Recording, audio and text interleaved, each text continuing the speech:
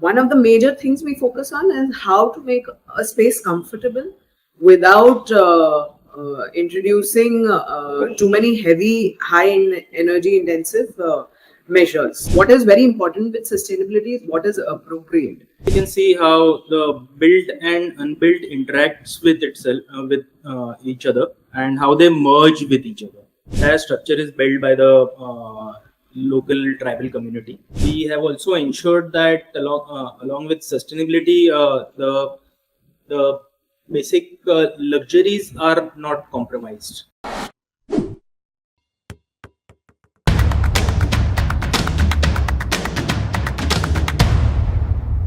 A warm good afternoon, sir. A warm good afternoon, ma'am, from the Architect's Diary.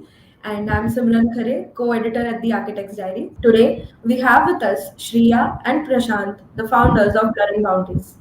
Blurring Boundaries is a contextualist design practice in Mumbai engaged in creating sustainable and appropriate biophilic design solutions. The founders, Shreya and Prashant, believe that architecture has the power to affect the core of society and must be used responsibly. The spatial environment affects the thought process of an individual and therefore that of society at large. The firm is doing some exceptional work with its sustainable approaches and changing the landscape of architecture. Without further ado, let us begin with an insightful presentation by Blurring Boundaries, followed by an interesting interview where we delve into the untold stories of their journey. I hand over the stage to both of you. Thank you, Simran. Thank you for the opportunity to present on Tadpod. Looking forward to the interview and Yes. so we'll present a little bit of our work Yeah. and a little bit of our philosophies today. So we'll start with a little bit of our firm philosophy and our beliefs. Basically, we are a artisanal, innovative, experimental practice, and we believe in collaborations. We believe that each project presents with unique opportunities and challenges, and responding to those challenges always end up in exploring different solutions. So we believe in site context also very strongly. So each project always has a very different approach in terms of how the design develops, because each site context and situation is very very different. So that is primarily where we kind of start the projects work from. We also believe in using the locally available materials, and we try and you know incorporate them in such a way that they create the modern design languages and not necessarily the vernacular design languages. So we both studied from JJ, and we've been practicing for a long while. Blurring Boundaries is a recent firm. We started in 2021. Some bit about our thought process with regards to the design ideologies. We always wonder, why create a problem and then solve it. So why introduce a glass facade in the West and then try to figure out how to cool a space? So we always work on the idea that during planning itself, let's focus on getting a lot of things right. Simple measures like orienting your building correctly, creating the windows and openings in appropriate directions, and such simple measures can ensure that your building has very minimum heat gains and it performs well in different climates. So one of the major things we focus on is how to make a space comfortable without introducing too many heavy, high energy intensive measures. That is our main focus. Uh, in terms of, we also, as you mentioned, we also have a lot of vernacular methodologies that we adopt from the local site, the local situations. But as Prashant mentioned, we do not interpret them in the normal traditional method necessarily. Our design language is fairly modern. Along with passive design technologies, we also focus on active technologies like solar panels, composting, etc., which are not necessarily part of the main building structure, but what in the larger scheme, what makes the overall project sustainable. Sustainable project, and basically it's a holistic approach to the whole project. Also sustainability, which is a very often used word, we kind of have a much wider definition of it. What is very important with sustainability is what is appropriate. For example, one of our projects, we're using ferrocement, we're using metal, but the important thing is we are preserving 100-year-old ecology there. So when you compare probably the material versus an existing ecology, we felt that it is more appropriate to preserve that ecology. Especially in that context. So I think in every project, the first thing we try to answer is what is appropriate for that given context.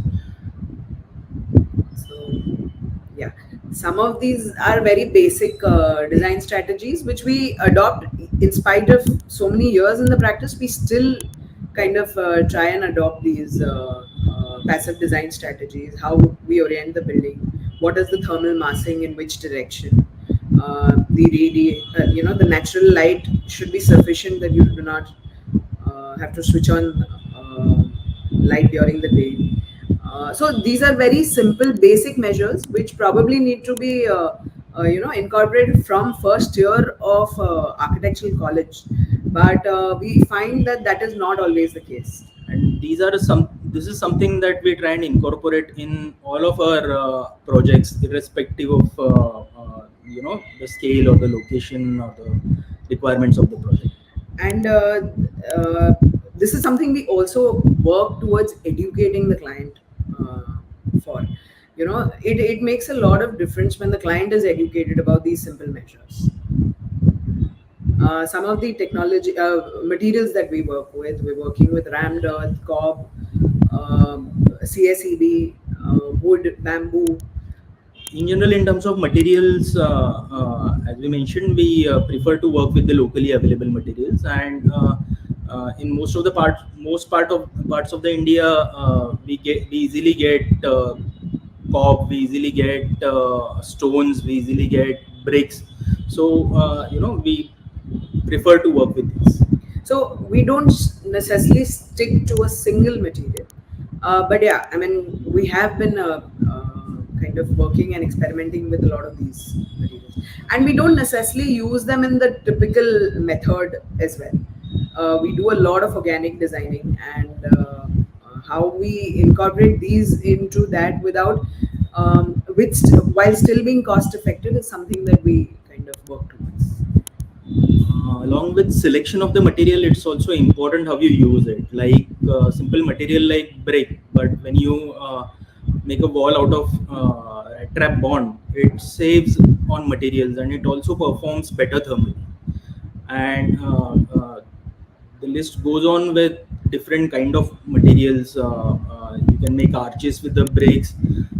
Even the RCC slab, instead of making a conventional slab, we prefer to go for this filler slab simply because again it insulates the space better, it saves on material.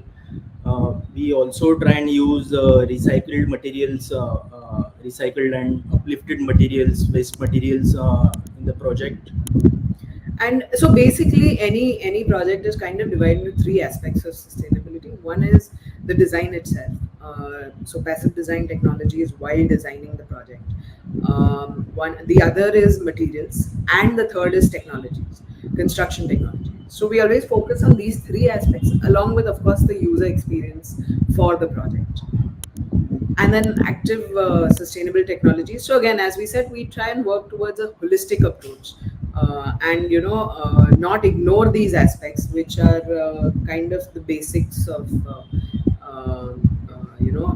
any sustainable project. So now we'll take you through some of our projects. Mativan is a natural building farmhouse. There's very minimal use of energy intensive materials like cement and steel. We have used mud from the site itself for construction of the walls. Uh, Overall, the site had a lot of trees. It's like a project in middle of a forest. So we have designed the spaces around the trees, and then simple measures like ensuring that the most of the spaces are oriented in east-west direction. The roofs are sloping towards north. Uh, Openings are created in such a way that there is cross ventilation throughout the structure. So the overall project has about 4 bedrooms. We've spread it out to kind of connect with nature, connect with the sense of openness through the project. What you see in the side sections is also how the entire structure does not have your. It has a very different kind of massing in each space. Also, you can see how the built and unbuilt interacts with itself, with each other, and how they merge with each other. So in terms of the material palette here, it's we've used soil from the site, wood. We were having a lot of stone on site. We sourced bamboo, lime, kota, but all these are natural, low embodied, energy embodied materials. We've used a lot of recycled elements like tires and glass and terracotta tiles and bottles. The intention has been that even these materials we use in such a way that they're aesthetic.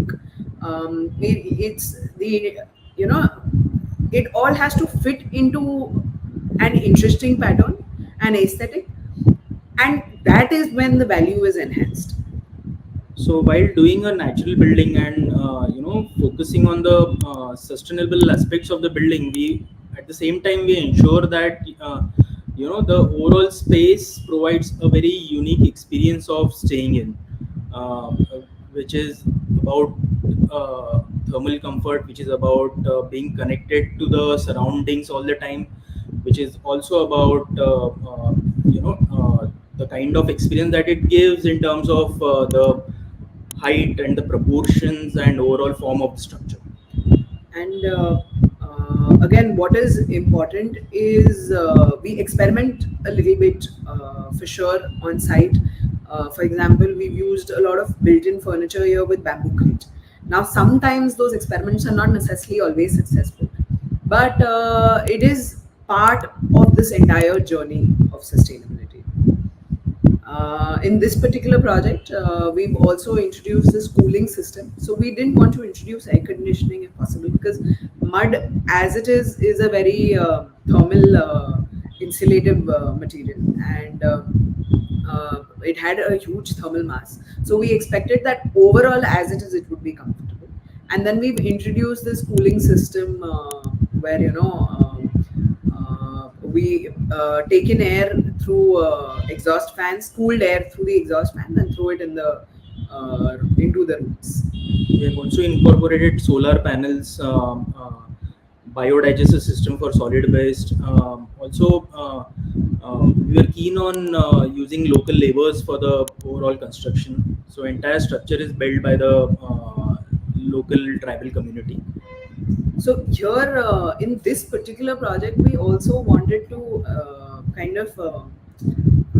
we hoped that the impact of building with mud and a very solid structure with mud would impact the community and make them believe in what is usually called a kacha construction. Some visuals of the project.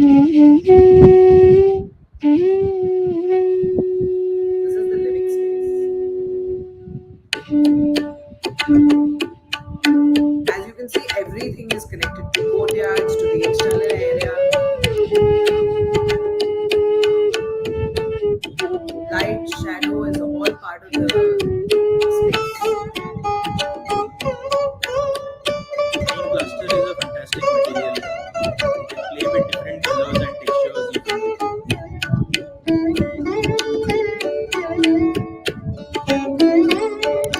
These are some of the toilets with courtyards. That was Maniban. We'll now take you through Asmalai. It's also a biofield. This is a project we've done in Alibag. A very small, 1800 square feet home, where the client came with a simple brief that he wanted to be connected to nature and he wanted a place where his kids could run around within the house. So this is where we have also ensured that along with sustainability, the basic luxuries are not compromised on the project.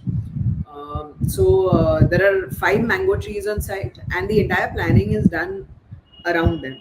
And this is partially why we end up designing a lot of organic buildings, because nature itself is so organic that sometimes straight lines and very rigid forms just don't work. Um, so we preserved all the 5 trees and come up with a very unique form in that sense. Uh, Even while the overall area of the house is small, but the spaces are planned in such a way that all the living area, kitchen, everything is connected together, and it's a single volume, so that it always feels very spacious.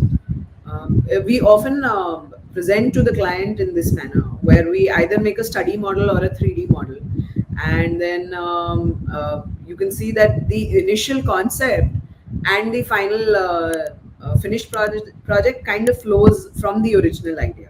So when we presented this design to the client, he was like, "Okay, the design looks interesting, but will we be able to execute this?" So, And in this particular project, we've used local bricks entirely. So these were not, bricks which were via cut. However, because at the end of it all, it's been finished. So while it has a rustic look, it's still something that you can work with. This is the entry. Individual spaces. So it's a singular sculptural mask. This was one building where we also wanted to kind of give a sculptural effect rather than a structure. So it has a very eclectic vibe to the whole, structure, and you can barely see the building when you're coming from the road. Because it just merges into the trees and it just kind of slowly flows upwards. So this is Asmalai.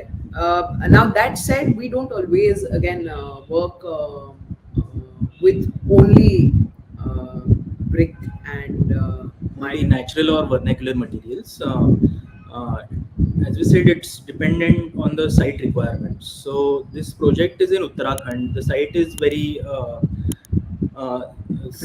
remote, and the labor was not available easily, and there was time constraint. So and the site overall is very ecologically sensitive. So we didn't want to intervene much with the site.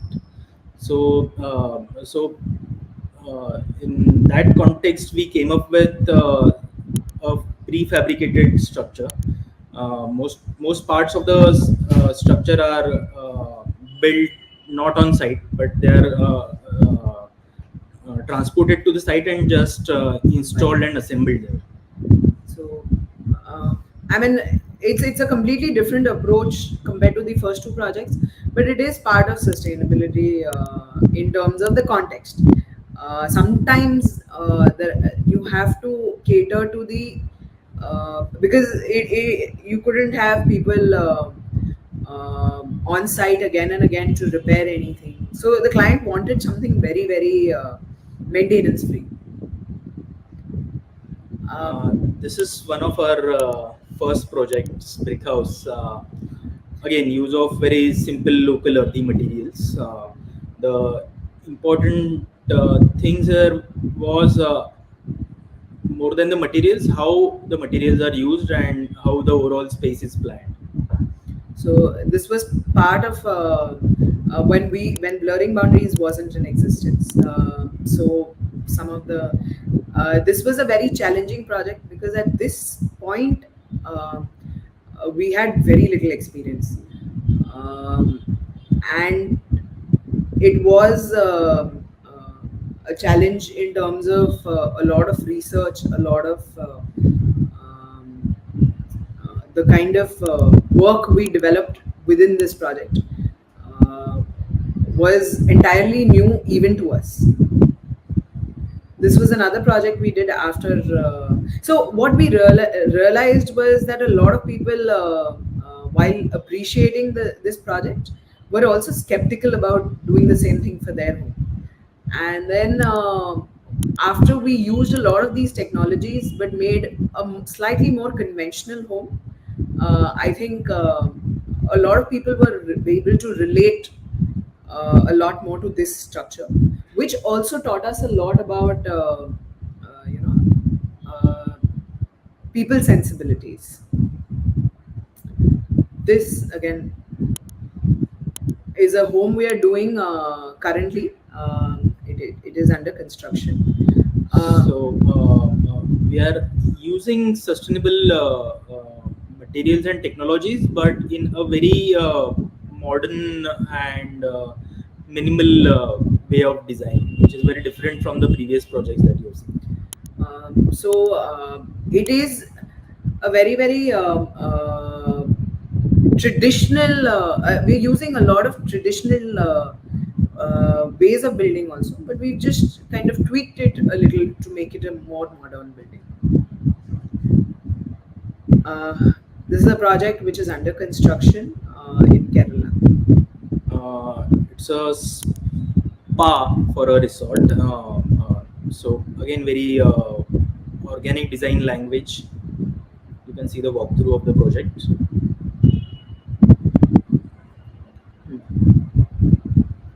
I think the walkthrough has some issue. Uh, this is a project we're doing in Goa. It's an eco resort. This has about 100 odd trees, 80 odd trees, which are almost 100 years old. A lot of coconut trees. So this is an existing. It has an existing house, and we've developed the entire back area with pools and with cottages and pool area. But what was critical for this project was that we haven't cut a single tree. So again, the organic shapes and organic design language helped in uh, creating unique experience at the same time not harming any existing ecology. So this is so these are all raised up to a certain level, one floor up. Again, to not disturb the ground level. The entire ground level is going to be landscaped, and it's going to be an extremely green forest kind of a vibe. The basic idea is that when we looked at the site for the first time, it looked like a forest, and we thought that we wanted to preserve that feel of the forest through the project. Even sitting inside the room, you needn't, kind of forget it. It's like your private forest for each room. There is a walkway which passes through the trees, so it has a very treehouse pod kind of a thing amidst an entire forest. So this is how the site felt initially, a dense forest. And what you see in the side is something that has been happening in Goa quite frequently, where you cut the entire. So the same ecology existed in the site beside ours, and they've cut all the trees and created these villas, which they then call sustainable.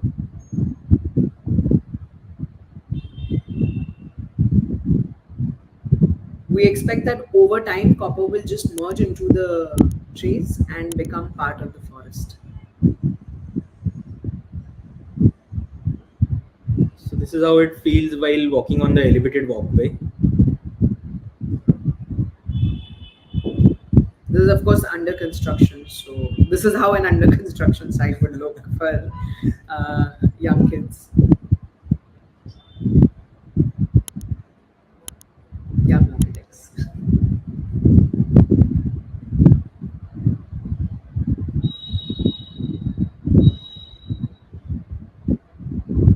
So we have used a lot of locally available wood, laterite stone, created these interesting arches and walkways.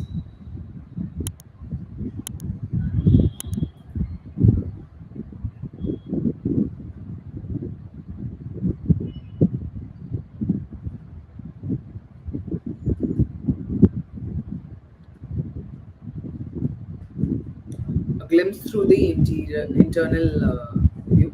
So here the project is intended to be a luxury project.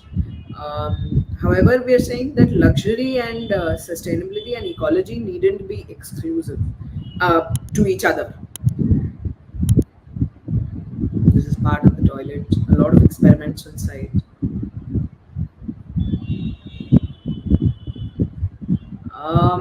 We also believe that because a lot of people are buying second homes, a lot of communities are getting developed, outside of the main cities. What is happening is builders are taking over a lot of green areas and then cutting everything down to kind of create this community gated communities of villas. But we believe that that will destroy cultures, that will destroy the biodiversity of all these areas, and the reason you're getting out of the city will be lost in another 20 years. So that vision for 20 years is also extremely important. 20, 30, 40 years. So this was for a builder. We had proposed a 2-acre forest in the center of the entire project, and kind of create homes which are much more open to nature. So while doing such projects, it's inevitable that you take away some part of that ecology, and this was an attempt to give it back to the site. So I mean, this is again something that we yeah, these are some of the awards and publications we've been part of. Thank you so much. Thank you. This was us blurring boundaries. Hope. Yes. Hi. Thank you so much. It was a really wonderful presentation, and it was so interesting to look at all those forms that you have created. And especially Mathivan is one of my favorite projects from the entire presentation. And it's Thank you. really commendable that you are trying to preserve all the trees that are available on the site and not letting them go, which is like a really sad part, I think, when it comes to architecture, that people just cut down trees and there's no greenery left, and then we have those artificial plants growing inside, which makes no sense. Many times when the landscape comes in place, and then they try and get the big trees so that Yeah, that feel of natural surroundings. right, right. I mean, as architects, we accept that we will impact uh, ecology in a negative way, because ultimately we're building, we are using energy intensive this, but our intention and what we believe is the future is how to reduce the impact. How to minimize the impact. So the moment you decide that you're going to build something, it is inevitable that the site, the surroundings are going to get